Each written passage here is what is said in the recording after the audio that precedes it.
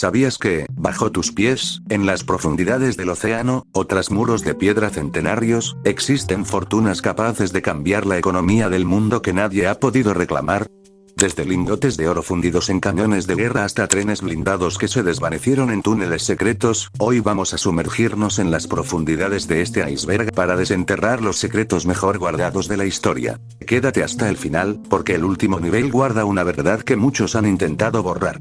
Recuerda dejarme tu like y suscribirte a mi canal para que yo pueda seguir subiendo más vídeos como este, por favor. También recuerda que te puedo dejar saludos al final de mis vídeos, tú pídelo y yo con mucho gusto lo hago. Sin más por agregar, comencemos con este interesante descenso. Estamos en el nivel 1.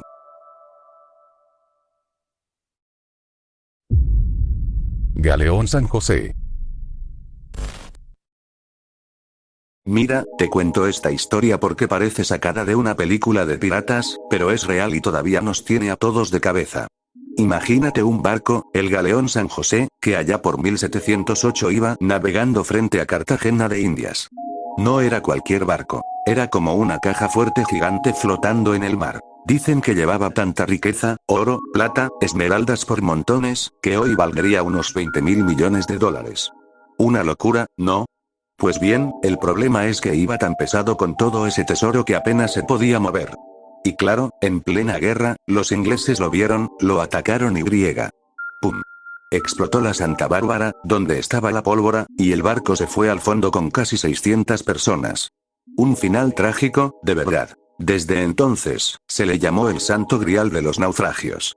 Todo el mundo lo buscó durante siglos, hasta que en 2015 Colombia dijo, lo encontramos. Pero aquí es donde la cosa se pone complicada. España dice que el barco es suyo porque era un buque de estado. Colombia dice que ni hablar, que está en sus aguas y es su patrimonio. Incluso hay una empresa de Estados Unidos metida en el lío y grupos indígenas de Bolivia que dicen, con mucha razón, que todo ese metal salió de sus tierras a la fuerza. A día de hoy, el sitio es un secreto de estado. No quieren que nadie meta la mano sin cuidado, así que están usando robots submarinos para mirar sin romper nada. Además, no hay que olvidar que, más allá de las monedas de oro, aquello es un cementerio marino. Es increíble cómo un barco hundido hace 3 siglos sigue dando tanto de qué hablar, ¿verdad? Es como si el San José no quisiera dejar de dar batalla, incluso desde el fondo del mar. Tesoro de Yamasita. ¿Has oído hablar alguna vez del tesoro de Yamasita? Es una de esas historias que te dejan pensando si la realidad supera a la ficción. Imagínate todo el oro, plata y joyas que el ejército japonés saqueó de museos y templos en Media Asia durante la Segunda Guerra Mundial. Una fortuna colosal. Se dice que el general Tomoyuki Yamashita, al que llamaban el Tigre de Malasia, vio que la guerra estaba perdida y decidió esconder el botín en Filipinas. Pero no en cualquier sitio, montaron una red de unos 175 túneles y cuevas. Y aquí viene lo oscuro del asunto. Cuentan que usaron prisioneros para excavar y que, al terminar, los eliminaron para que nadie pudiera decir nada sobre la ubicación. Durante mucho tiempo se pensó que era solo una leyenda, pero en los años 70 la cosa se puso seria. Un cerrajero llamado Rogelio Roxas dijo haber encontrado una de esas cuevas con un Buda de oro macizo y cajas llenas de lingotes. Sin embargo, su suerte se truncó rápido. Denunció que el dictador Ferdinand Marcos le robó todo y hasta lo torturó para sacarle información. Lo increíble es que, años después, un tribunal en Hawái le dio la razón a la familia de Roxas y ordenó a los herederos de Marcos pagar una millonada. O sea, que algo de verdad había, ¿no? Hoy en día, el misterio sigue vivito y coleando. Hay teorías que dicen que Estados Unidos encontró el oro en secreto para financiar espías durante la Guerra Fría. Otros, como el gobierno filipino, prefieren ser escépticos porque no han aparecido pruebas oficiales de un hallazgo masivo. Mientras tanto, hay miles de buscadores de tesoros que se siguen jugando la vida en la selva, sorteando trampas de gas y explosivos viejos con la esperanza de hacerse ricos. Al final, te queda la duda, ¿seguirá ese oro ahí abajo, bajo las raíces de la selva, o alguien ya se lo llevó a escondidas hace décadas? Es un enigma fascinante. Cámara de ámbar. Imagínate una habitación entera, de unos 55 metros cuadrados, cubierta con 6 toneladas de ámbar auténtico, pan de oro, espejos y piedras preciosas. Fue un regalo del rey de Prusia al zar Pedro el Grande en 1716, como un gesto de paz. Estaba en el palacio de Catalina, en Rusia, y dicen que cuando le daba el sol, la sala literalmente resplandecía como si estuviera en llamas. Pero aquí viene lo triste. En 1941, en plena Segunda Guerra Mundial, los alemanes llegaron al palacio. Los rusos intentaron esconder las paredes tapándolas con papel tapiz, un truco un poco desesperado, la verdad, pero los soldados no eran tontos. Desmontaron toda la habitación en solo 36 horas, la metieron en cajas y se la llevaron al castillo de Königsberg. Y ahí es donde se le pierde la pista. En 1945, con los bombardeos aliados y el avance del ejército ruso, la cámara de ámbar desapareció. Puf. Se esfumó. Hay teorías para todos los gustos. Unos dicen que se quemó en los incendios de la guerra. Otros juran que está escondida en minas de sal profundas o búnkeres secretos. Incluso hay quien cree que terminó en el fondo del mar Báltico, dentro de un barco hundido. Lo más inquietante es que alrededor del tesoro surgió una leyenda negra: la maldición de la cámara de ámbar. Varios investigadores que estuvieron a punto de encontrarla murieron en circunstancias muy raras.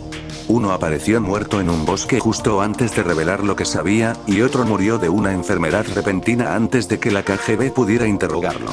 Da escalofríos nada más pensarlo. Al final, como no aparecía, en 2003 inauguraron una réplica exacta en el mismo palacio ruso para que la gente pudiera ver cómo era.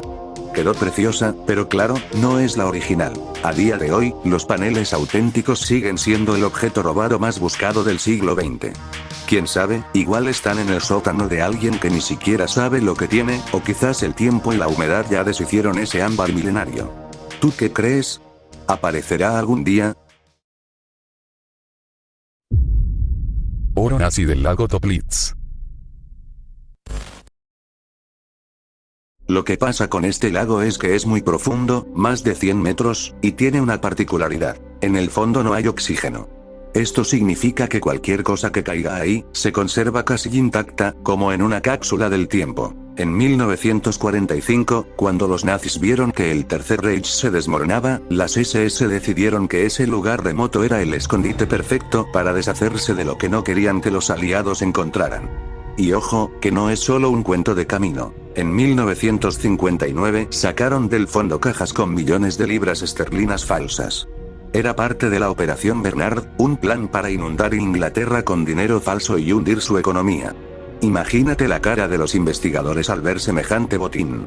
Pero, claro, donde hay billetes falsos, la gente siempre sospecha que hay oro de verdad. Muchos vecinos de la zona cuentan que vieron convoyes militares cargando cajas pesadísimas hacia la orilla. El problema es que buscar ahí abajo es una auténtica pesadilla. Hay una capa de troncos hundidos y lodo que es como una trampa mortal para los buzos. De hecho, ya ha habido accidentes fatales de gente que intentó buscar el tesoro por su cuenta. Además de dinero, han sacado restos de cohetes y torpedos, porque el lago también fue un centro de pruebas militares. A día de hoy, el famoso oro nazi no ha aparecido. Unos dicen que está enterrado bajo metros de sedimento y otros sospechan que antiguos oficiales volvieron después de la guerra y se lo llevaron en secreto. Actualmente, el gobierno de Austria no deja que cualquiera se tire al agua. Las reglas son estrictas por lo peligroso que es el terreno. Así que el Toplitz sigue ahí, frío y silencioso, guardando, quizás para siempre, el secreto de qué fue lo que realmente se hundió en sus profundidades aquel último año de la guerra. ¿Tú crees que el oro sigue ahí abajo o que alguien ya se dio la gran vida con él hace décadas? Huevos de Fabergé perdidos. Entre 1885 y 1916, la casa Fabergé hizo 52 huevos de Pascua para los zares de Rusia. Pero no eran huevos normales, para nada. Estaban hechos de oro, platino y joyas, y lo más increíble es que por dentro tenían sorpresas mecánicas minúsculas y perfectas. Eran el regalo definitivo de la realeza. Sin embargo, llegó la Revolución Rusa en 1917 y todo saltó por los aires. Los bolcheviques confiscaron todo y, como necesitaban dinero rápido, empezaron a vender las joyas imperiales al extranjero. En ese caos, 7 de estos huevos desaparecieron por completo. Se les perdió el rastro, así, sin más. Pero aquí es donde la historia se pone buena. ¿Crees que es imposible encontrar uno hoy en día? Pues mira lo que pasó en 2014. Un chatarrero en Estados Unidos compró un adorno de oro en un mercado de pulgas por $14.000. Su plan era fundirlo para sacar algo de ganancia, pero antes se le ocurrió buscar en Google. Resultó que tenía en sus manos el tercer huevo imperial. Pasó de valer unos miles a estar valorado en $33 millones. Casi nada, ¿eh? A pesar de ese milagro, todavía nos faltan piezas icónicas, como el huevo con querubín o el huevo de necesidades. Algunos dicen que se destruyeron en la revolución, pero los que saben de arte sospechan que están escondidos en colecciones privadas de gente que prefiere no llamar la atención, o que algún diplomático se los llevó de contrabando hace un siglo. Los historiadores viven obsesionados con fotos viejas en blanco y negro y listas de inventarios antiguos, tratando de unir los puntos. Al final, cada vez que alguien encuentra una joya vieja en un desván, queda esa chispita de esperanza. ¿Será este uno de los Fabergé perdidos? Es una locura pensar que una fortuna así pueda estar acumulando polvo en cualquier parte, esperando a que alguien se dé cuenta de lo que tiene. ¿Te imaginas encontrarte algo así por pura casualidad? Botín de Lima. Esta es la típica historia que te hace querer dejarlo todo, comprarte un detector de metales y mudarte a una isla tropical. Te cuento sobre el botín de Lima, que es, básicamente, el sueño, o la perdición, de cualquier buscador de tesoros. Todo empezó en 1820. Lima estaba en un caos total porque el ejército de José de San Martín se acercaba, y el virrey del Perú entró en pánico. ¿Qué hizo? Pues decidió sacar toda la riqueza de la ciudad para que no cayera en manos de los libertadores. Confió un cargamento brutal, toneladas de oro, plata, diamantes y una virgen de oro macizo a tamaño real, al capitán británico William Thompson y su barco, el Mary Dear. Pero, claro, aquí la realidad superó a la ética. Thompson y su gente vieron tanto brillo que se volvieron locos. Mataron a los guardias y a los sacerdotes que custodiaban el tesoro y huyeron. Se dice que escondieron todo en la isla del Coco, en Costa Rica. El problema es que a Thompson lo atraparon poco después. Los españoles ejecutaron a toda la tripulación, pero él y su primer oficial lograron escapar por la selva de la isla. Y ahí está el truco. Se llevaron el secreto a la tumba. Nadie volvió a ver ni una moneda. La cosa no es solo una leyenda de taberna, fíjate si será serio el asunto. Más de 500 expediciones han ido a buscarlo. Incluso Franklin D. Roosevelt, antes de ser presidente de los Estados Unidos, estuvo por allí intentando dar con el rastro. Se han encontrado pistas, como inscripciones raras en las rocas y mapas viejos que parecen encajar, pero nada concreto. Hoy en día, la isla es parque nacional y el gobierno de Costa Rica prohibió excavar para no cargarse el ecosistema. Además, con tanto terremoto y el crecimiento de la selva, lo más probable es que si había una cueva, la entrada esté sellada por toneladas de tierra y raíces. Unos dicen que otros piratas ya se llevaron una parte, y otros creen que esos $200 millones siguen ahí, bajo tus pies si llegaras a pisar la isla. Es el gran enigma del Pacífico. Una fortuna inmensa que está ahí mismo, pero que nadie puede tocar. Frustrante, ¿verdad? ¿Te imaginas estar caminando por una playa paradisíaca y tener una virgen de oro enterrada a pocos metros? Es para volverse loco. Tumba de Gengis Khan. Si hay un misterio que de verdad te pone los pelos de punta en Asia, es el de la tumba de Gengis Khan. Fíjate qué curioso. Estamos hablando del hombre que conquistó medio mundo, pero desde que murió en 1227, nadie, absolutamente nadie, ha encontrado una sola pista real de dónde están sus restos. Y no es casualidad, es que el tipo lo planeó todo para ser un fantasma. Según cuentan las crónicas de la época, Gengis Khan no quería monumentos, ni estatuas, ni nada que sus enemigos pudieran profanar. Quería que la tierra se lo tragara, y vaya si lo consiguió. La historia del entierro parece sacada de una pesadilla. Dicen que 2000 sirvientes prepararon la tumba y, para que no hablaran, un grupo de soldados los ejecutó a todos. Luego, esos mismos soldados fueron asesinados por otro grupo de militares, así hasta que no quedó ni un alma viva que supiera el camino de vuelta. Para rematar, soltaron a 10.000 caballos para que pisotearan la zona hasta dejarla plana como una mesa y, según dicen algunos, hasta desviaron un río para que pasara por encima. Eso es querer esconderse de verdad. Claro, muchos piensan en el tesoro, el oro y las joyas de sus conquistas en China y Persia. Pero para los mongoles, esto no es cuestión de dinero, sino de respeto. Hay un tabú cultural muy fuerte. Creen que, si alguien se atreve a molestar al Gran Khan, el mundo se acaba. Es una advertencia parecida a la famosa maldición de Tamerlán. Hoy en día, la ciencia está intentando resolver el enigma sin usar la pala. Están usando satélites y radares en la montaña sagrada de Burkhan Khaldun, buscando anomalías en el suelo. Pero la estepa mongola es inmensa y el secreto está muy bien guardado tras 8 siglos de silencio. A veces pienso que es mejor así, ¿no crees? En un mundo donde todo está mapeado por GPS y cámaras, que el hombre más poderoso de su tiempo lograra descansar en paz sin que nadie lo encuentre tiene algo de poético, y de aterrador. Estamos en el nivel 2. Tesoro de la isla del roble, Oak Island. Esta es, posiblemente, la historia que más ha hecho perder la cabeza y la billetera a los buscadores de tesoros en todo el mundo. Te hablo de la isla del roble, o Oak Island, en Canadá. Todo empezó de la forma más inocente. En 1795, 3 chicos vieron un hueco raro en el suelo bajo un viejo roble y, como cualquiera de nosotros a esa edad, se pusieron a excavar pensando que encontrarían algo interesante. Lo que no sabían es que estaban abriendo la caja de Pandora del misterio. Lo llamaron el Pozo del Dinero, y la cosa se puso seria muy rápido. Cada 3 metros que bajaban, se encontraban con plataformas de madera, carbón y hasta fibra de coco. Pero cuando llegaron a los 30 metros, ¡pum! El pozo se inundó de golpe con agua de mar. Y no fue un accidente. Descubrieron que alguien, hace siglos, construyó canales artificiales que conectan el pozo con la playa. Es una trampa de ingeniería perfecta. Si intenta sacar el tesoro, el mar lo protege inundándolo todo. Es una locura pensar que personajes como el mismísimo Franklin D. Roosevelt, sí, el presidente de Estados Unidos otra vez, estaba en todas. Dedicaron tiempo y dinero a excavar allí.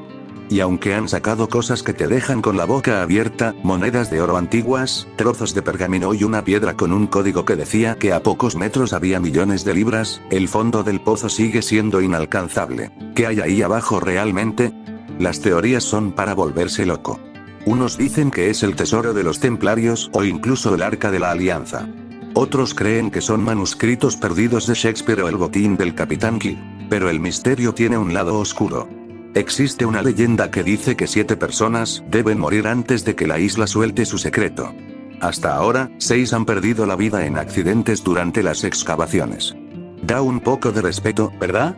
Hoy en día usan satélites, radares y máquinas gigantescas, y aunque han detectado estructuras de madera y restos de metales preciosos a muchísima profundidad, el agua sigue ganando la batalla.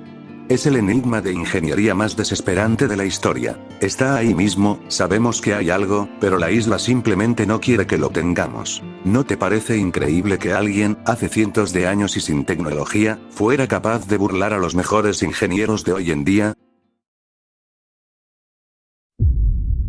Manuscrito Copper, rollo de cobre.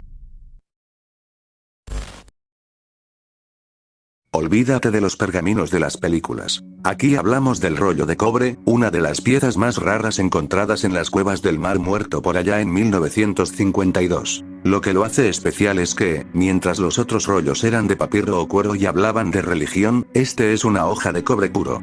Estaba tan oxidado que parecía un tronco petrificado. De hecho, para poder leerlo, los científicos tuvieron que cortarlo en tiras con una sierra de precisión. No había otra forma de abrirlo sin que se hiciera migajas. Cuando por fin lograron descifrarlo, se quedaron de piedra. No era un texto sagrado, era un inventario de riquezas. El rollo describe unas 64 ubicaciones donde se escondieron toneladas de oro, plata y objetos del templo.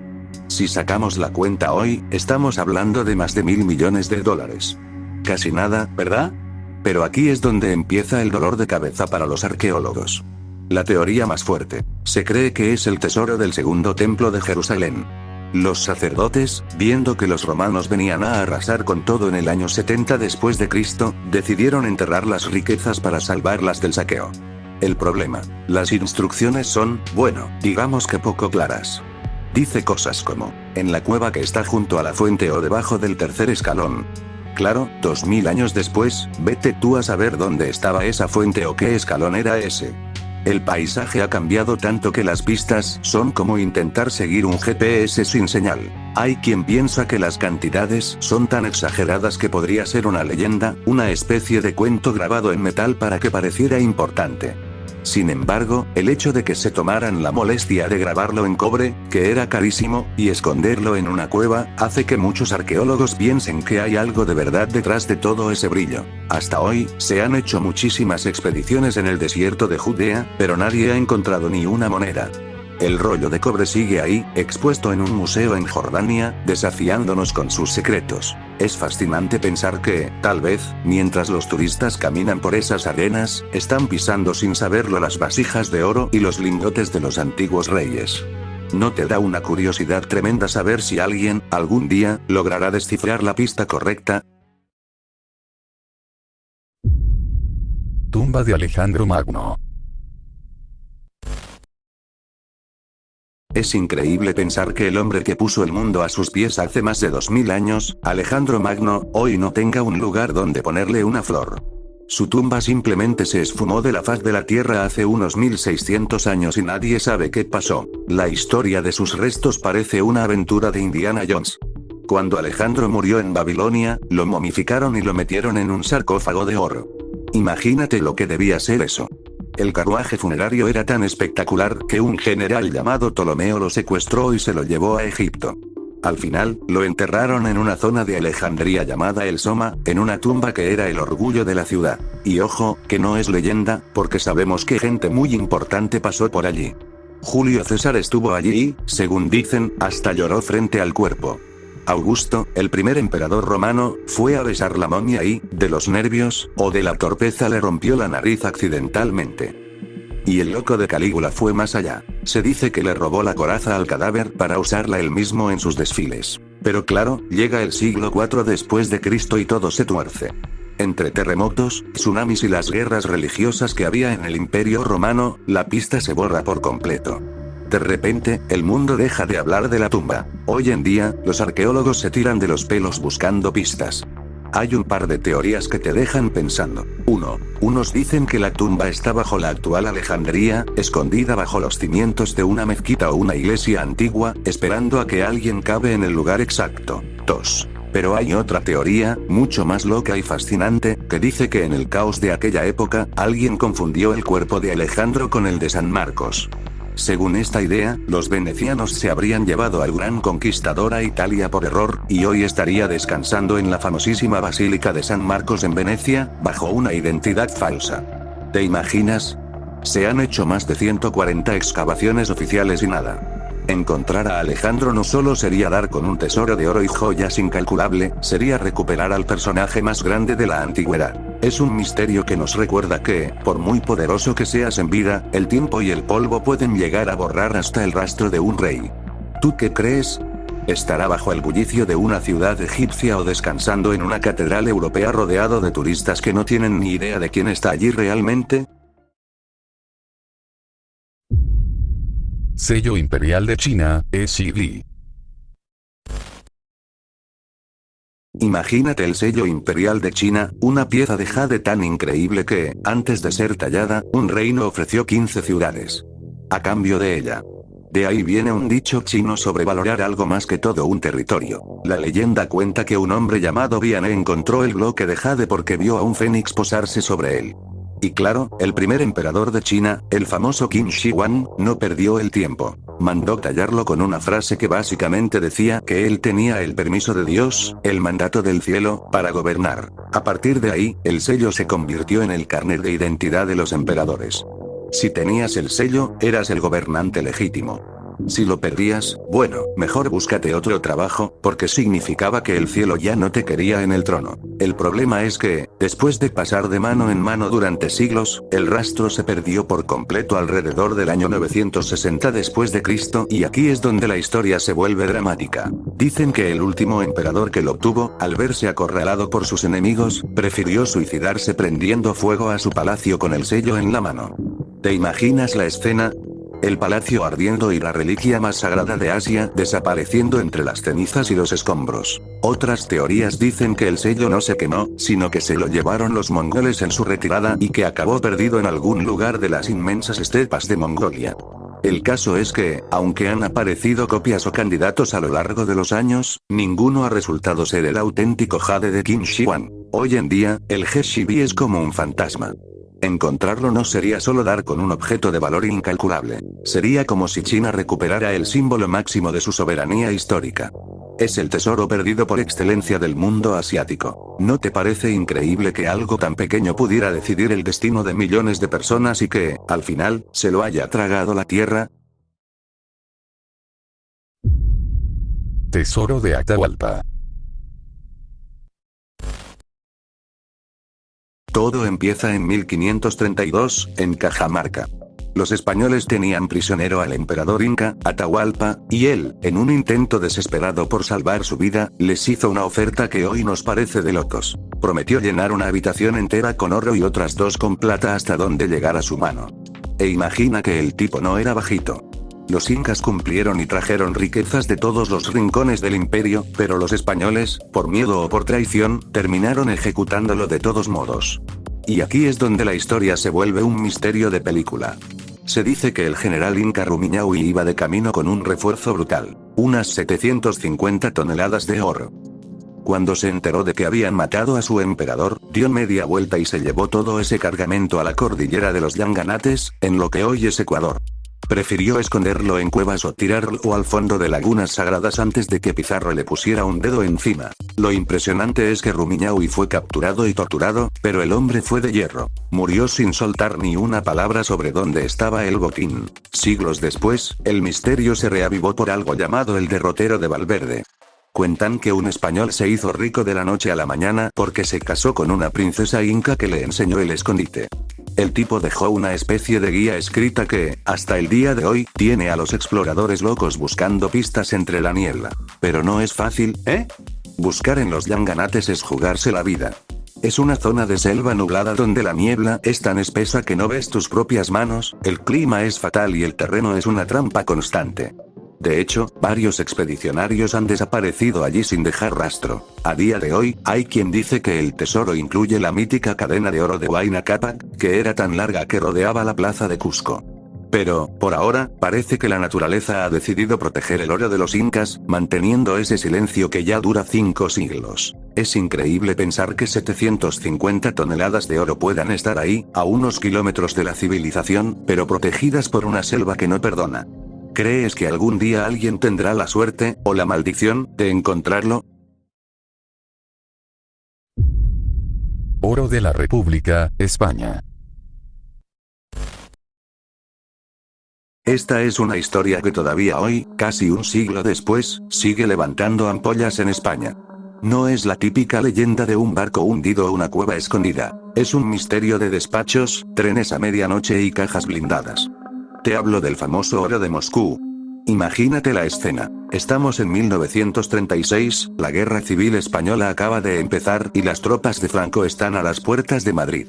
El gobierno de la República entra en pánico, pero no por los cuadros del Prado o los papeles oficiales, sino por lo que había en el sótano del Banco de España. En ese momento, España tenía la 4ª reserva de oro más grande del mundo. Era una fortuna colosal. Para que ese tesoro no cayera en manos de los sublevados, el ministro Juan Negrín tomó una decisión drástica: sacar el oro de Madrid. Lo llevaron en tren hasta Cartagena, en la costa. Allí embarcaron unas 510 toneladas de oro, el 72% de todo lo que tenía el país, en 4 barcos rusos con destino a Odessa. De ahí, el oro terminó en Moscú, custodiado por Stalin. Ahora, aquí es donde la cosa se pone turbia y empieza el debate que dura hasta hoy. Oficialmente, el oro no fue un regalo. Se envió allí para que la República pudiera pagar las armas, los tanques y los aviones que le compraba a la Unión Soviética, ya que el resto de países de Europa habían decidido no venderles nada. Pero claro, Stalin no era precisamente un santo. Investigaciones posteriores han demostrado que los soviéticos le pasaron a España una factura inflada de cuidado. Cobraron precios altísimos por armas que a veces eran viejas y aplicaron comisiones de cambio de moneda que se comieron el oro a una velocidad increíble. Para colmo, los rusos fundieron los lingotes para borrar los sellos del Banco de España y los vendieron en el mercado internacional. Básicamente, le quitaron la matrícula al tesoro para que nunca se pudiera reclamar. Cuando acabó la guerra y ganó Franco, el nuevo régimen gritó a los cuatro vientos que el oro había sido robado. Durante décadas se alimentó la idea de que ese dinero era el que nos habría hecho ricos. Sin embargo, los historiadores más serios dicen que, en realidad, el oro se gastó casi todo durante la propia guerra para comprar comida y munición. No es que esté escondido en un búnker en Rusia, es que se convirtió en balas y pan hace mucho tiempo. Aún así, hoy en día, si mencionas el oro de Moscú en una cena en España, prepárate para una discusión política de las buenas. Unos lo ven como un acto de desesperación para ganar la guerra y otros como una entrega de la soberanía a Rusia. Sea como sea, lo que está claro es que aquellas 500 toneladas de oro cambiaron el destino de España para siempre. ¿Te imaginas cómo sería el país hoy si todos esos lingotes se hubieran quedado guardaditos en la Cámara Acorazada de Madrid? Es para pensarlo. Botín de Barba Negra. Edward Teach, ese era su nombre real, no era solo un tipo con una barba larga. El tío era un genio del marketing del terror. Se ponía mechas encendidas en el pelo para que pareciera que le salía humo de la cabeza durante las batallas. Con su barco, el Queen Anne's Revenge, saqueó decenas de navíos llenos de azúcar, cacao y, por supuesto, oro y plata. Pero lo más interesante de Barba Negra no es solo lo que robó, sino cómo terminó todo. En 1718, lo acorralaron en la isla de Ocracoke. Fue una pelea brutal, cuerpo a cuerpo. Dicen que poco antes de que el teniente Robert Maynard acabara con él, alguien le preguntó dónde guardaba sus riquezas. Su respuesta fue de esas que te dejan frío. Solo yo y el diablo sabemos dónde está, y el que viva más tiempo se quedará con todo.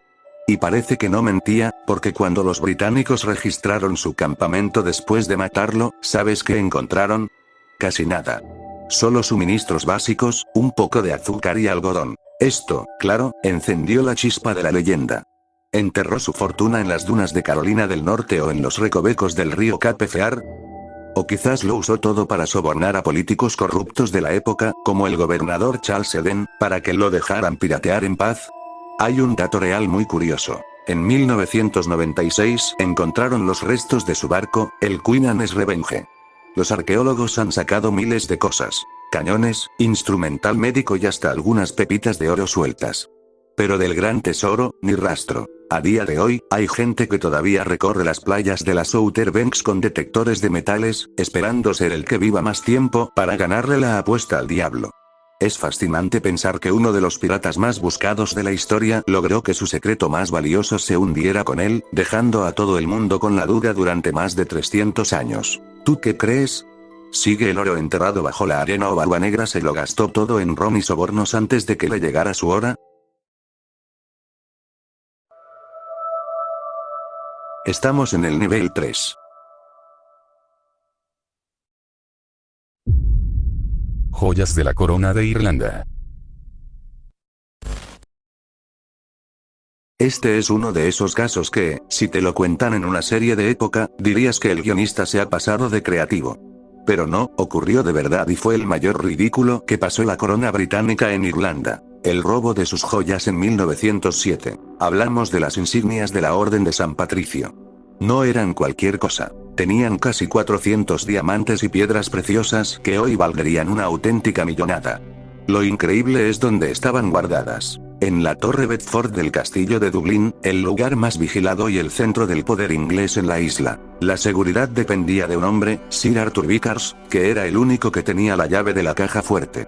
Pues bien, el 6 de julio, justo 4 días antes de que el rey Eduardo VII llegara de visita oficial, se dieron cuenta del desastre. La puerta de la torre estaba abierta, la caja fuerte también y las joyas, ¡puf!, se habían esfumado. Lo más loco de todo es que no forzaron ni una cerradura. El ladrón entró como Pedro por su casa, lo que dejaba claro que era un trabajo interno. Aquí es donde la historia se pone jugosa. Todas las miradas se centraron en Francis Shackleton, el hermano del famoso explorador del Antártico. Se decía que tenía deudas de juego hasta el cuello y que se aprovechó de su amistad con Vickers para copiarle las llaves. Sin embargo, nunca le detuvieron. ¿Por qué? Pues porque corre el rumor de que el rey ordenó echar tierra sobre el asunto. Se dice que en el castillo se montaban unas fiestas y orgías bastante salvajes, y los ladrones podrían haber usado eso para chantajear a los altos mandos. O nos dejáis ir, o contamos lo que pasa aquí por las noches. Al final, al pobre de Vickers lo usaron como chivo expiatorio, lo echaron de su puesto y años más tarde, acabó asesinado por el IRA en un incidente aparte. El hombre murió jurando que él no había tenido nada que ver. ¿Qué pasó con los diamantes? Lo más probable es que los desmontaran uno por uno y los vendieran en el mercado negro de Ámsterdam o París. A día de hoy, las joyas de la corona de Irlanda siguen desaparecidas, y el misterio de cómo las sacaron de un castillo ultra vigilado sigue siendo una espina clavada en la historia británica. Es increíble, ¿verdad? Entraron con una llave, salieron con una fortuna y dejaron a todo un imperio con la cara colorada de la vergüenza. Tesoro del Flor do Mar. Posiblemente, la historia del barco de los sueños para cualquier buscador de tesoros, pero también es una pesadilla diplomática de las buenas. Te hablo del Flor do Mar, Flor del Mar, una fragata portuguesa que en 1511 protagonizó el naufragio más rico de toda la historia de la navegación. Imagínate el barco. Venía de conquistar Malaca y el capitán, Alfonso de Albuquerque, no se cortó ni un pelo. Llenó las bodegas con todo el tesoro del palacio del sultán. No estamos hablando de un par de cofres, sino de 60 toneladas de oro, 200 cajas de diamantes y rubíes, y, aquí viene lo más increíble, animales de oro macizo a tamaño real. Hoy, todo eso valdría más de 2.600 millones de dólares. Una auténtica locura. Pero el Flor do Mar ya estaba viejo y la carga era tan pesada que el barco apenas aguantaba. En noviembre de ese año, mientras cruzaban el estrecho de Malaca frente a Sumatra, los pilló una tormenta de esas que dan miedo. El barco se partió en dos al chocar con un arrecife y se fue al fondo en cuestión de minutos. El capitán se salvó de milagro en una balsa, pero tuvo que ver con sus propios ojos como toda esa fortuna se hundía en el lodo. ¿Por qué nadie lo ha sacado si está en aguas poco profundas? Pues por tres razones que parecen sacadas de un thriller político. El lío legal. El barco es portugués, pero está en aguas que se pelean entre Indonesia y Malasia. Nadie se pone de acuerdo sobre quién es el dueño, así que los permisos de rescate están bloqueados. El muro de fango. El fondo del mar allí no es arena limpia. Es un lodo espeso y oscuro que se ha tragado el barco bajo metros de sedimento. La visibilidad es cero. La sospecha. Algunos dicen que la gente del lugar pudo haber sacado algo poco después del naufragio, pero claro, vete tú a sacar 60 toneladas de oro sin que nadie se entere. Muchos cazatesoros dicen haber encontrado señales de metal bajo el fango en la costa de Pedir, pero las corrientes son tan fuertes que es como intentar excavar en una licuadora gigante. Así que ahí sigue el Flor do Mar, atrapado entre el barro y la burocracia, guardando el tesoro del sultán desde hace más de 500 años. Es fascinante pensar que, bajo esa agua turbia, todavía brillan esos animales de oro esperando a que alguien, algún día, logre poner de acuerdo a 3 países para sacarlos a la luz. ¿Te imaginas el revuelo que se armaría si apareciera la primera pieza? Espada Kusanagi. Según la leyenda, esta espada salió de la cola de una serpiente gigante de 8 cabezas, sí, así de épico empieza todo. Pero el misterio real, el de los libros de historia, arranca en el año 1185, durante una batalla naval desesperada llamada Dam Noura. Imagínate la escena. El bando del emperador niño, Antoku, está perdiendo la batalla. Su abuela, para evitar que los enemigos los capturen, toma al niño en brazos y, con los tesoros imperiales encima, se lanza al mar. Dicen que el espejo y la joya sagrada se salvaron, pero la espada se hundió en lo más profundo del estrecho de Canmón. Aquí es donde la cosa se pone interesante y un poco política. La versión oficial dice que la espada que está hoy en el santuario de Atsuta es la auténtica. Sin embargo, muchos historiadores sospechan que la original se perdió ese día en el mar y que la corte tuvo que fabricar una réplica o usar una antigua para que el nuevo emperador no pareciera un impostor. Es tan fuerte el secreto que rodea a este objeto que siempre está envuelto en capas y capas de seda. Hay una anécdota muy potente de 1945. Cuando Japón estaba a punto de perder la Segunda Guerra Mundial, el emperador Hirohito ordenó proteger los tesoros a toda costa. Para él, si la espada desaparecía, Japón dejaba de existir como nación. Así que ahí la tienes. La Kusanagi es un tesoro invisible.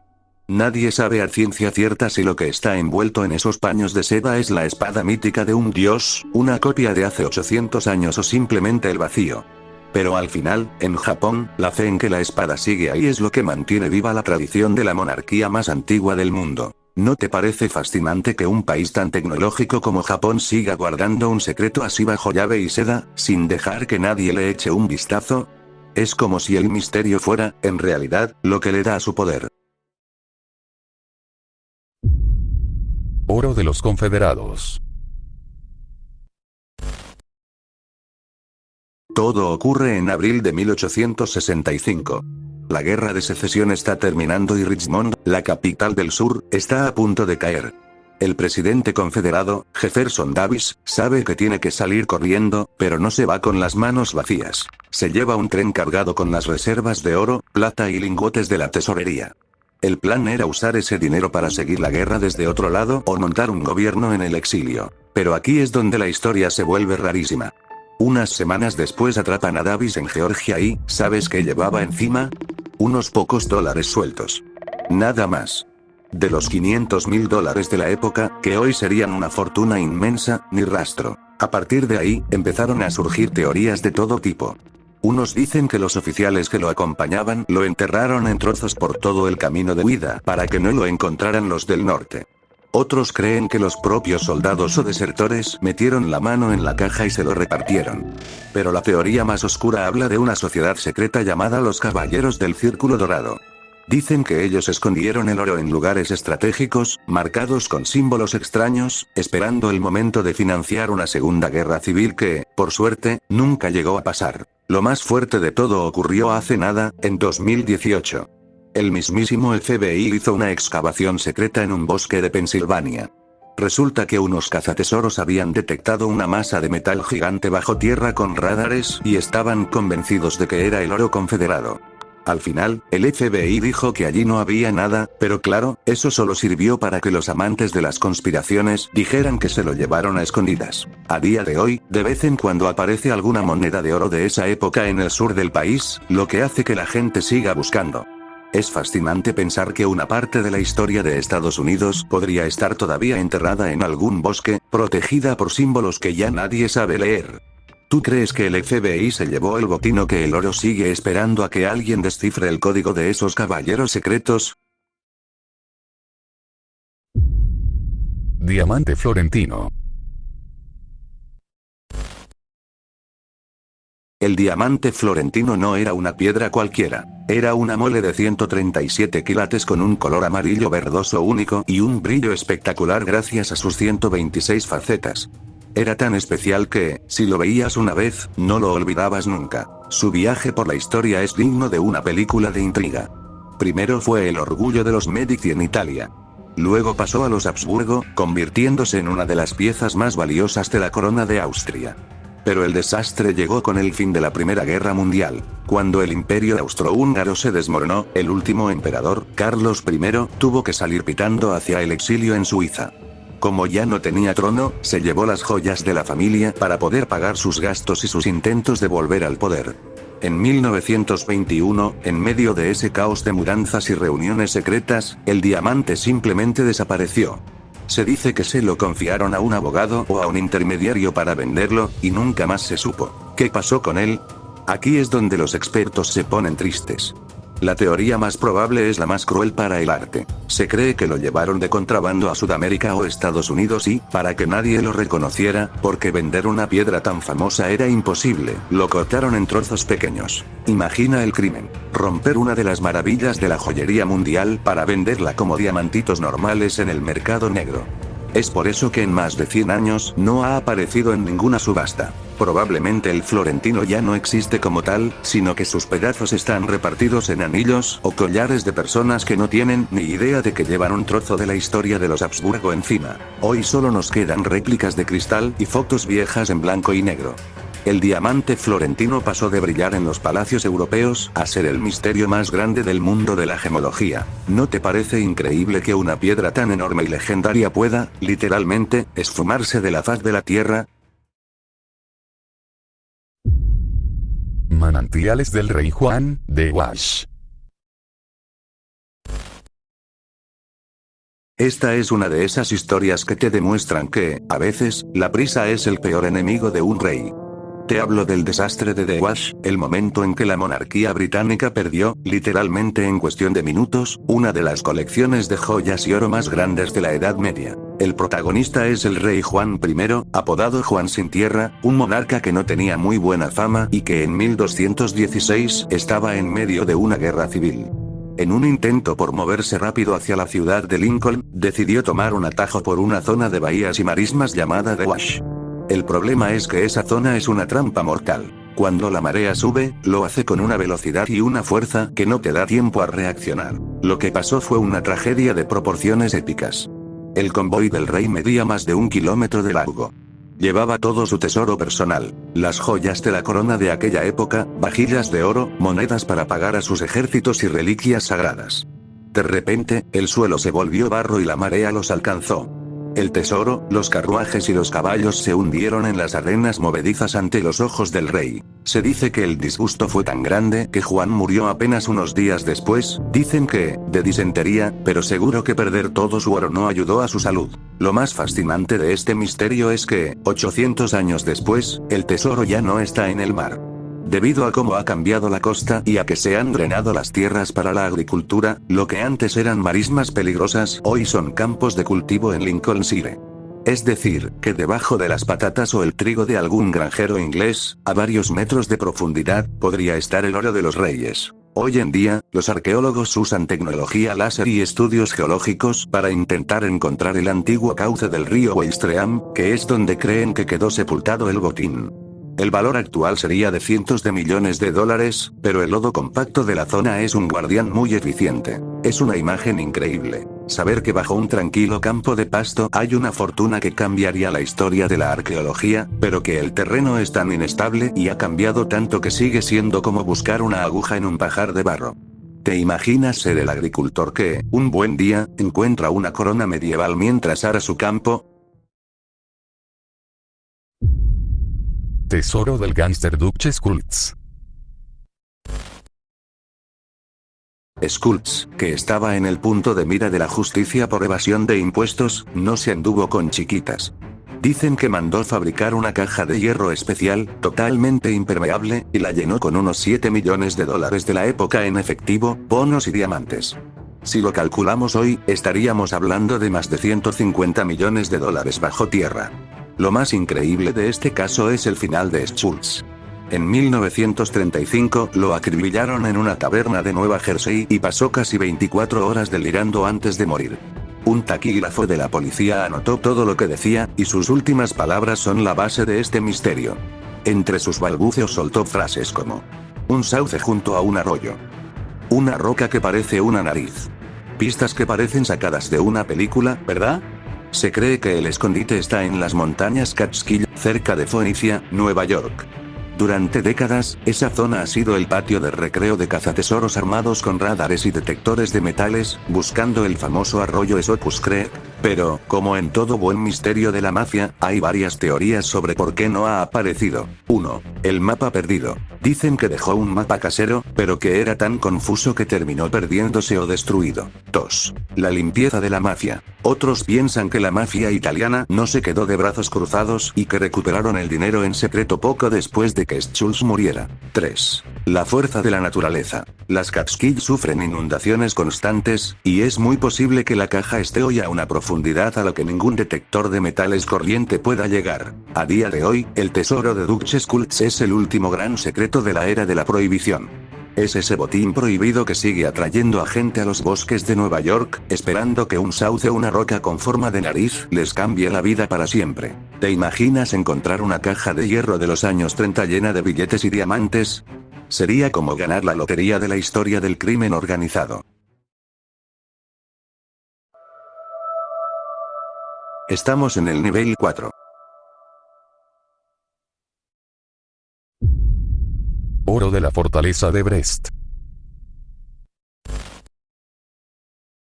En junio de 1941, durante la invasión nazi a la Unión Soviética, la fortaleza de Brest fue el primer gran obstáculo para Hitler. Lo que mucha gente no sabe es que dentro de esos muros no solo había soldados, sino también una sucursal del Gosbank, el banco estatal de la URSS. Allí se custodiaba una fortuna en lingotes de oro y millones de rublos destinados a toda la región. Cuando comenzó el asedio, la situación se volvió un infierno. Mientras los edificios se desmoronaban, el oro desapareció. Aquí es donde los registros históricos se vuelven fascinantes. La teoría del entierro. Se cree que los oficiales soviéticos, viendo que la caída era inevitable, bajaron a los túneles y sótanos más profundos para enterrar las cajas. Era una carrera contra el tiempo. Esconder el tesoro antes de que los alemanes tomaran el control.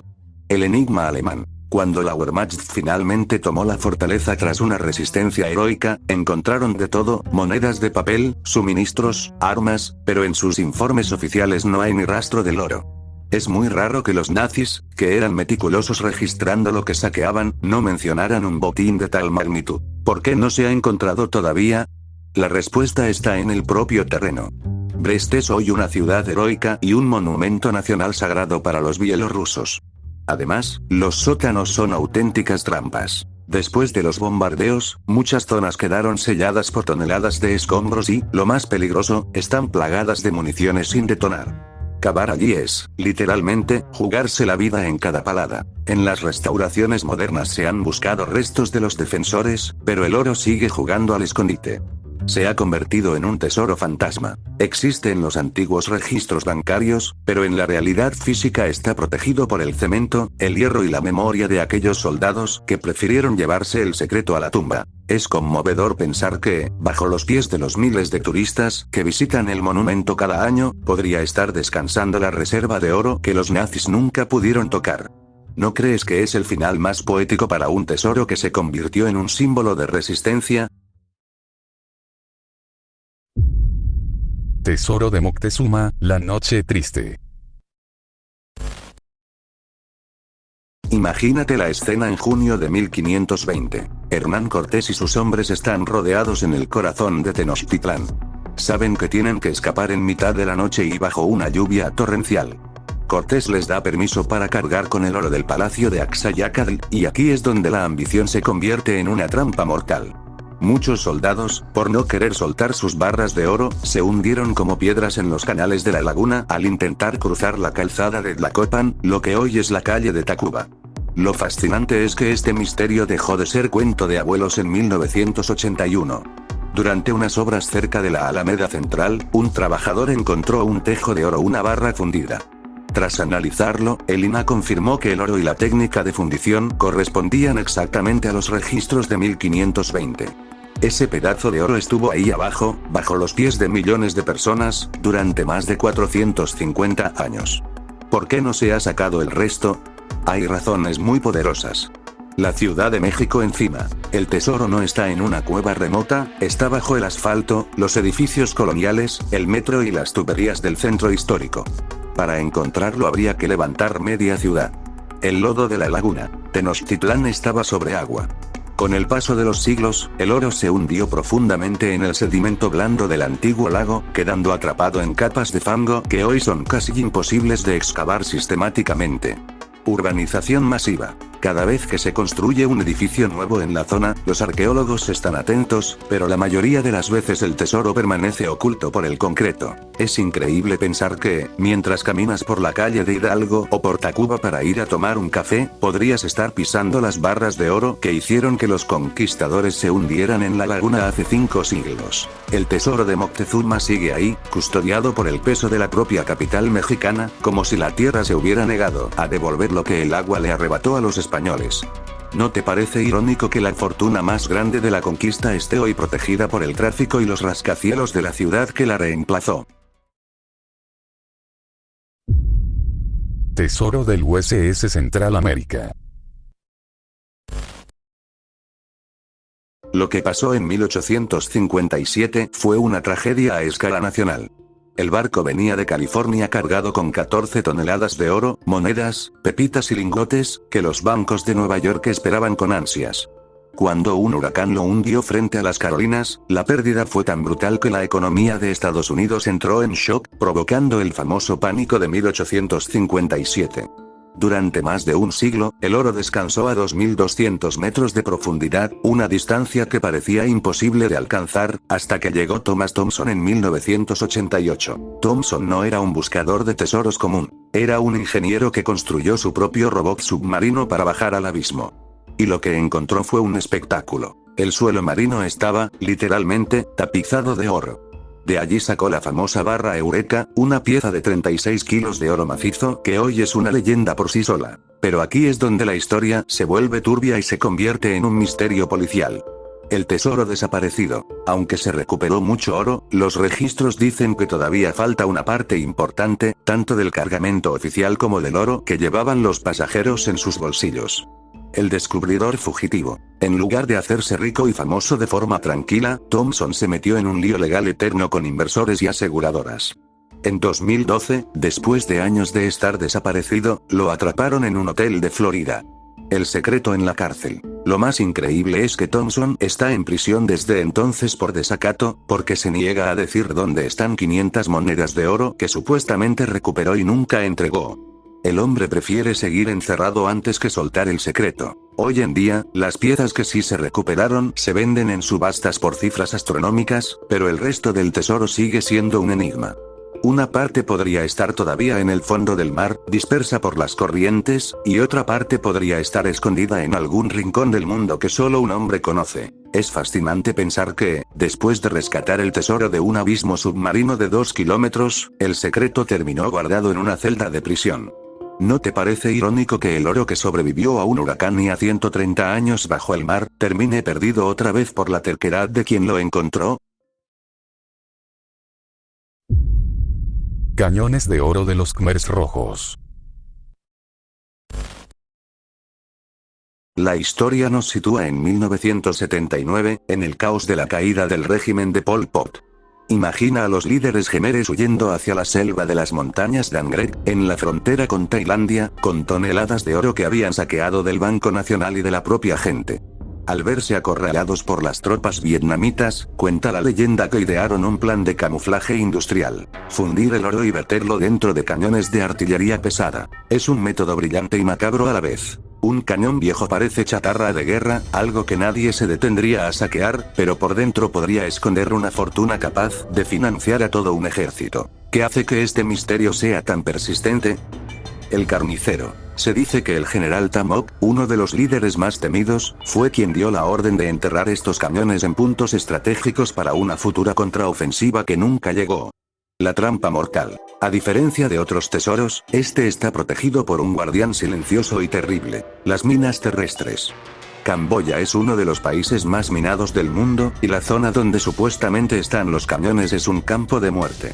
Buscar este oro no es solo difícil, es casi un suicidio.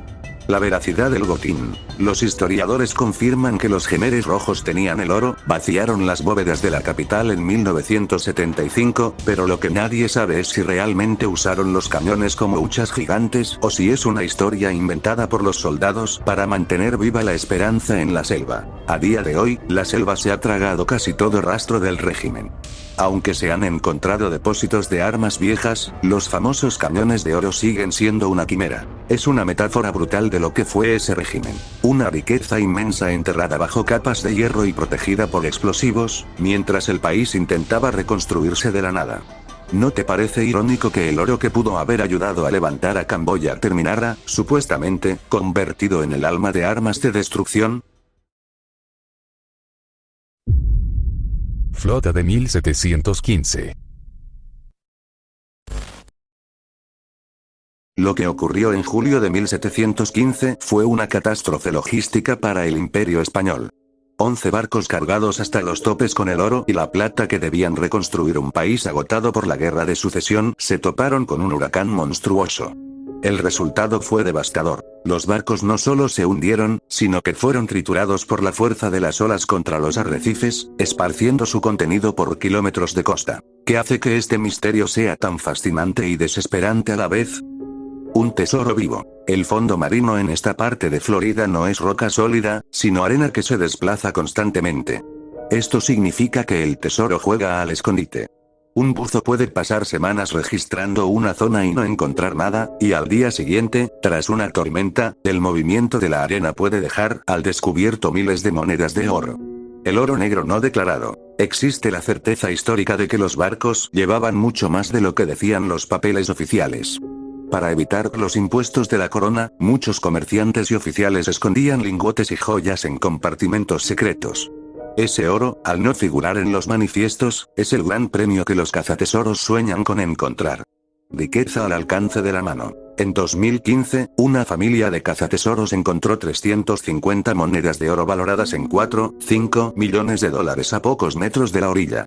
Literalmente podrías estar nadando y tocar una fortuna con el pie. Lo que hace que el enigma persista es que los núcleos de los barcos, donde estaban las cámaras acorazadas, se rompieron. No hay un casco de barco que encontrar, sino un rastro de tesoros enterrado bajo capas de arena que pueden tener hasta 10 metros de espesor. Es una lucha constante contra la naturaleza. Cada vez que hay una tormenta fuerte en Florida, los cazatesoros no se esconden. Salen a la playa con detectores de metales, esperando que el mar haya decidido devolver un trozo más de esa flota que nunca llegó a España. ¿No te parece increíble que, después de 300 años, el Atlántico siga soltando monedas de oro como si fuera un cajero automático averiado? Es el recordatorio perfecto de que, a veces, el mar no guarda los secretos, sino que los va entregando poco a poco, a su propio ritmo.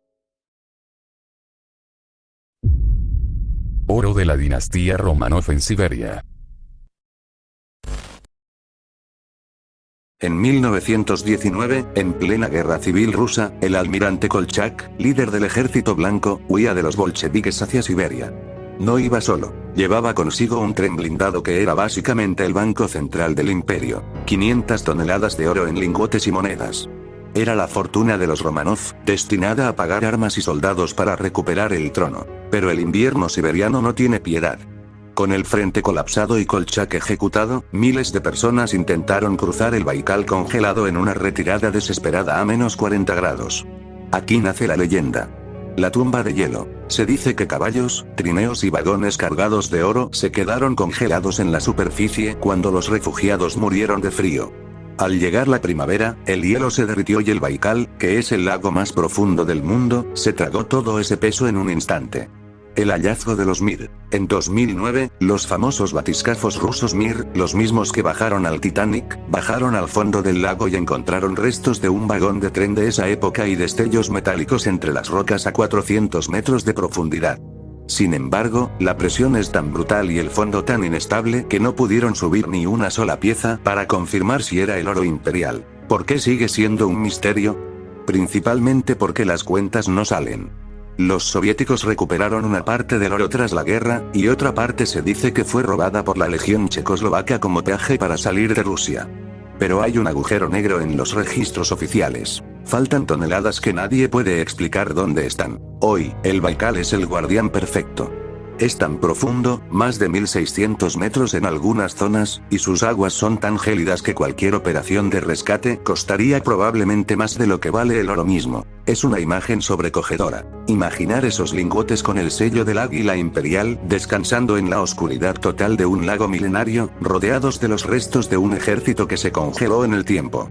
¿Crees que el Baikal acabará devolviendo el oro de los zares algún día, o que el lago más viejo del mundo ya decidió que ese tesoro le pertenece para siempre? Estamos en el nivel 5. Arca de la Alianza en Etiopía. Mientras que en las películas de Indiana Jones el arca es un objeto arqueológico que termina en un almacén secreto, para millones de etíopes es una realidad física que vive en una pequeña capilla dentro del complejo de Nuestra Señora de Sion. Lo que hace que este caso sea único en el mundo es su sistema de seguridad, que no depende de láseres ni cámaras, sino de una tradición milenaria. El guardián solitario. Solo existe una persona en el planeta que puede ver el arca. Es un monje que vive recluido en la capilla, no puede salir de sus muros hasta que muera y tiene la misión de protegerla las 24 horas. Él mismo elige a su sucesor, y así se ha mantenido la cadena durante siglos. Ni el patriarca ni el rey, ni siquiera el líder máximo de la Iglesia Ortodoxa etíope tiene permiso para entrar.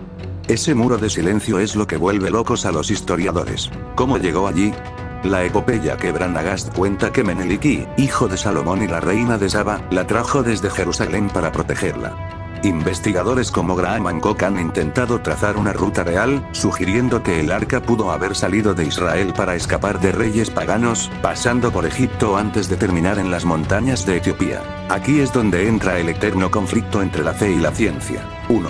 La ciencia. Los arqueólogos se mueren por hacer una prueba de carbono, 14 o ver el tipo de madera y oro del cofre. Sin eso, para la ciencia es imposible saber si es el objeto bíblico de hace 3000 años o una réplica hecha en la Edad Media. 2. La fe. Para los monjes de Aksum, hacerle pruebas al arca sería un sacrilegio. Ellos no necesitan probar nada. Para ellos, el arca es la presencia misma de Dios en la tierra y punto. En 2011 hubo un momento de máxima tensión. El techo de la capilla tenía goteras y tuvieron que mover el objeto. Muchos pensaron, esta es la nuestra, alguien le sacará una foto. Pero los monjes fueron más listos. La movieron de noche, envuelta en mantas pesadas, manteniendo el secreto intacto. Es fascinante porque el arca de Aksum demuestra que el misterio es una forma de poder. No importa si dentro de esa capilla hay un cofre de oro, unas tablas de piedra o simplemente el vacío. Lo que importa es que toda una nación cree en ello con tanta fuerza que el mundo moderno, con todos sus satélites y escáneres, se tiene que detener ante la puerta de esa pequeña iglesia. ¿No te parece increíble que, en el siglo XXI, el secreto mejor guardado de la humanidad dependa simplemente de la palabra de un solo monje anciano? Es la victoria final de la fe sobre la curiosidad científica. Tesoro de los Templarios en Bornholm. Bornholm es una isla pequeña en medio del mar Báltico, pero lo que la hace única son sus 4 iglesias redondas. A diferencia de las iglesias tradicionales, estas parecen fortalezas. Tienen muros increíblemente gruesos y 3 niveles de altura. Oficialmente, se dice que eran para protegerse de los piratas, pero aquí es donde empieza la intriga. Geometría sagrada. Investigadores como Henry Lincoln, uno de los autores que inspiró a Dan Brown, afirman que la posición de estas iglesias no es casualidad. Si trazas líneas entre ellas en un mapa, forman patrones geométricos perfectos, como pentagramas. Lo más loco es que ese mismo patrón se repite en Rennes-le-Château, en Francia, otro lugar famoso por sus leyendas templarias.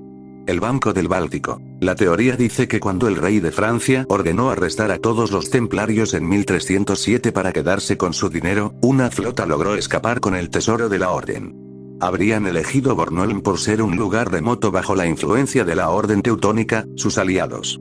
Las anomalías bajo el suelo. En la iglesia de Osterlars, la más grande de todas, se han usado radares de suelo que han detectado algo que pone los pelos de punta. Grandes espacios huecos y anomalías metálicas debajo de la nave principal. ¿Por qué no entran con palas y los hagan todo? Aquí el misterio se topa con la burocracia y la conservación. Las autoridades danesas son extremadamente estrictas. Estas iglesias tienen casi 900 años y cualquier excavación profunda podría hacer que se derrumbaran. Para los arqueólogos oficiales, las teorías de los pentagramas son coincidencias geográficas, pero para los buscadores de tesoros, el silencio de la iglesia y el estado solo confirma que hay algo ahí abajo que no quieren que veamos. Es una imagen poderosa. Pensar que unos caballeros medievales diseñaron todo un sistema de iglesias como si fueran las teclas de una caja fuerte gigante, esperando a que alguien con el conocimiento adecuado sepa dónde presionar para abrir la cámara secreta. ¿Crees que los templarios eran tan brillantes como para esconder su fortuna en ángulos de piedra que solo se ven desde el cielo? ¿O será que nuestra mente moderna ve patrones donde solo hay iglesias construidas para aguantar ataques piratas? El enigma de Bornholm sigue siendo un código de piedra que nadie ha logrado romper. Escuadrón 19 y el tesoro aéreo. Este es el caso que convirtió una zona del Atlántico en el epicentro de las leyendas modernas, el Escuadrón 19.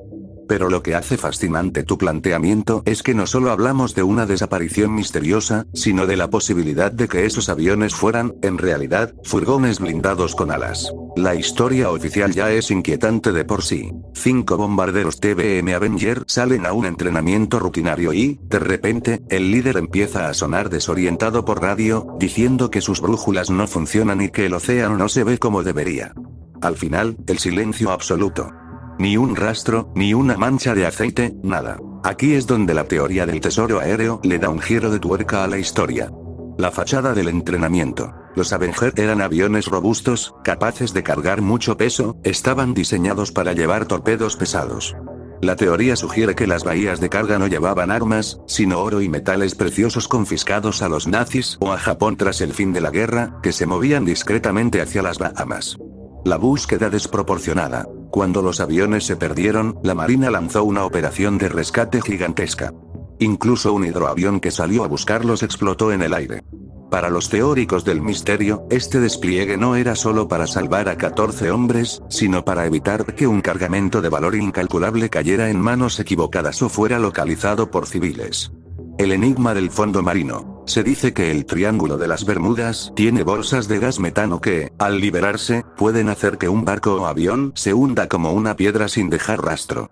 Pero si los aviones llevaban lingotes de oro, el peso los habría llevado directamente al fondo de fosas abisales que tienen kilómetros de profundidad, donde la tecnología actual todavía tiene dificultades para llegar. A lo largo de los años se han encontrado restos de aviones Avenger en el fondo del mar, pero ninguno tiene los números de serie de los aviones del Escuadrón 19.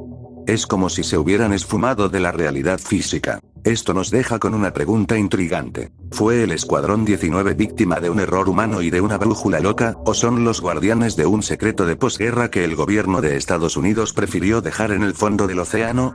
Al final, el mito del Triángulo de las Bermudas se alimenta precisamente de eso, de la idea de que el mar es el único archivo clasificado que nadie puede desclasificar. ¿Crees que la desaparición fue un accidente trágico o que el peso de ese supuesto oro fue el que realmente selló el destino de esos aviones?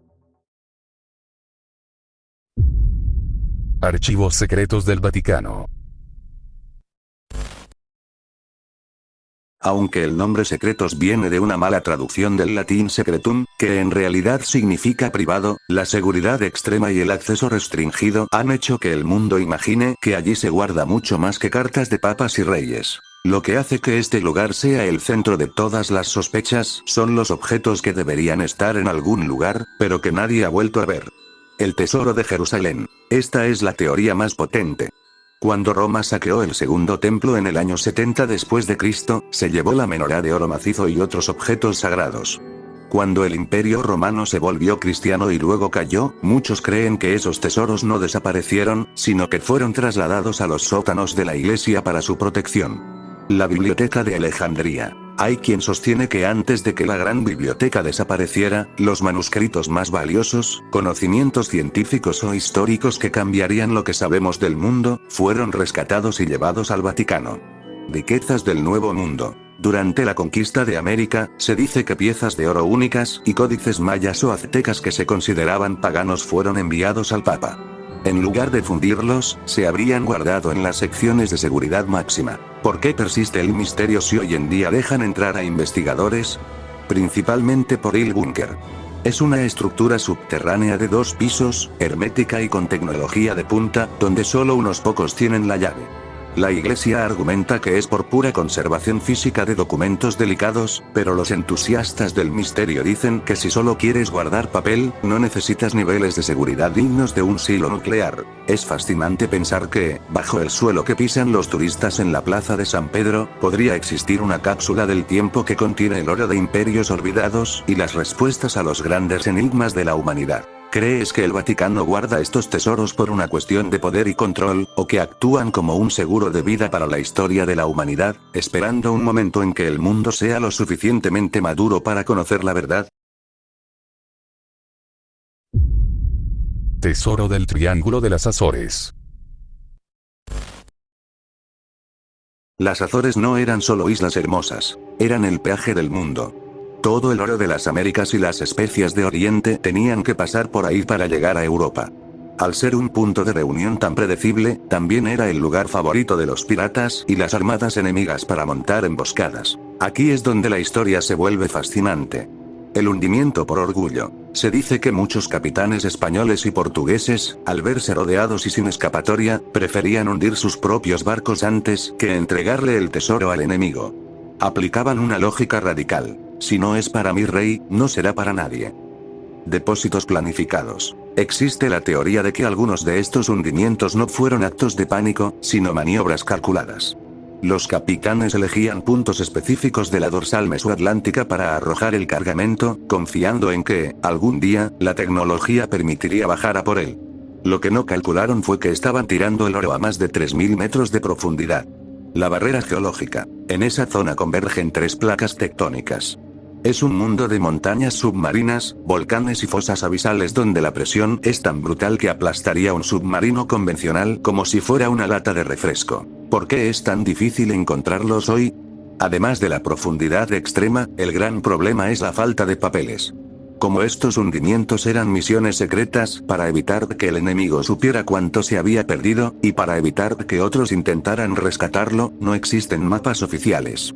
Los capitanes se llevaban las coordenadas a la tumba. Recientemente se han detectado anomalías metálicas cerca de las islas de Terceira y San Miguel, pero bajar allí es tan costoso y peligroso que, por ahora, el tesoro sale más caro rescatarlo de lo que vale en el mercado. Es una imagen poderosa. Flotas enteras cargadas de lingotes y esmeraldas descansando en la oscuridad total, custodiadas por la presión del océano y el silencio de siglos de secretos de Estado.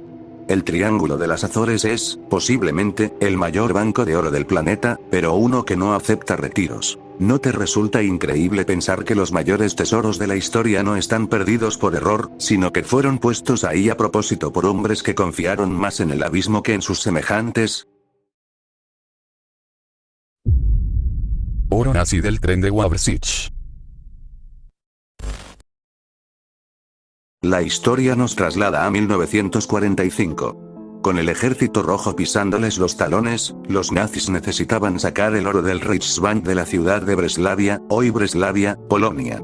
La leyenda dice que un tren blindado, cargado hasta el techo de lingotes, joyas y quizás la famosa cámara de ámbar, entró en las montañas de la Baja Silesia y nunca volvió a salir. Lo que hace que esta historia sea tan creíble para muchos no es solo la fantasía, sino la realidad física del proyecto Riese, gigante.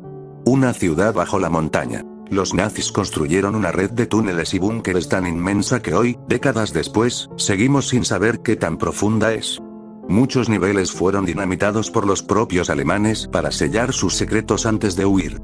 El kilómetro 65. En 2015, 2 buscadores de tesoros convencieron al mundo, y casi al gobierno polaco, de que habían encontrado el tren bajo tierra en un punto específico de la vía férrea. La noticia fue tan seria que el ejército polaco tuvo que acordonar la zona por miedo a que el tren estuviera protegido con minas o gas venenoso. Sin embargo, aquí es donde el misterio se vuelve frustrante. Se hicieron excavaciones masivas, se movió toneladas de tierra y no apareció nada. Al menos, no en ese lugar exacto. Pero, como todo buen misterio, esto no detuvo a los creyentes. Las teorías actuales sugieren que, 1. El túnel falso. Los nazis eran expertos en ingeniería de engaño.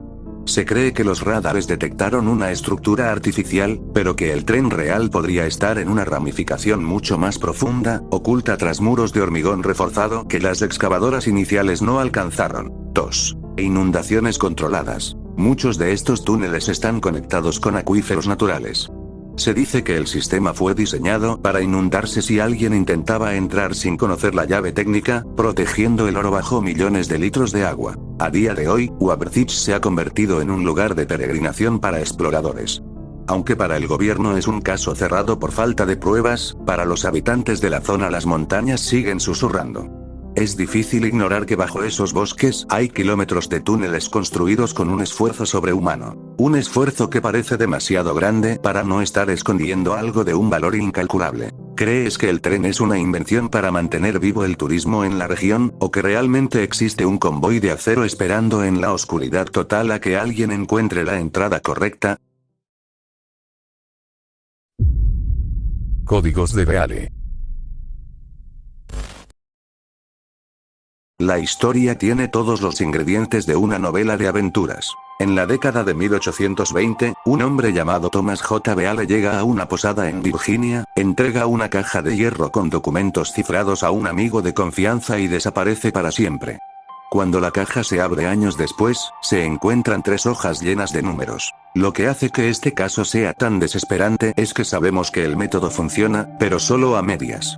El código descifrado. El código número 2 fue resuelto usando la Declaración de Independencia de Estados Unidos. Cada número corresponde a la primera letra de una palabra en el documento. Este texto describe un botín de casi 3 toneladas de oro y plata, enterrado en el condado de Bedford. El muro infranqueable. Aquí viene el problema. El código número 1, la ubicación exacta, y el número 3, la lista de herederos, se han resistido a todo. Los mejores expertos de la NSA, genios de las matemáticas y superordenadores modernos han intentado descifrarlos sin éxito. ¿Por qué es tan difícil? Aquí entran las dos teorías principales que dividen al mundo. 1. El libro clave desconocido. Para descifrar el código 1, se necesita un documento específico que sirva de clave. Se han probado miles de libros, desde la Biblia hasta textos legales oscuros de la época, pero si Beale usó un libro raro o un diario personal que ya no existe, el código será imposible de romper para siempre. 2. El gran fraude. Muchos escépticos creen que todo fue un invento de 1885 para vender folletos por 50 centavos. Señalan que el lenguaje del texto descifrado usa palabras que no eran comunes en la época de Beale, lo que sugiere que alguien escribió la historia mucho después de cuando supuestamente ocurrió. A pesar de las dudas, la fiebre de Beale no se detiene. El condado de Bedford ha sido excavado tantas veces que parece un queso suizo. Gente ha usado dinamita, excavadoras y hasta psíquicos para encontrar el punto exacto a 6 pies de profundidad. Es un misterio perfecto. Un texto que te dice exactamente qué hay en el tesoro y cuánto vale, pero que se guarda para sí mismo el dónde. ¿Crees que Beale fue un genio de la criptografía que se llevó el secreto a la tumba, o que fue el autor de la broma más cara y larga de la historia de Estados Unidos? Hemos llegado al final del video, pasemos con los saludos. Muchas gracias a todos ustedes, todos sus comentarios me han motivado mucho últimamente.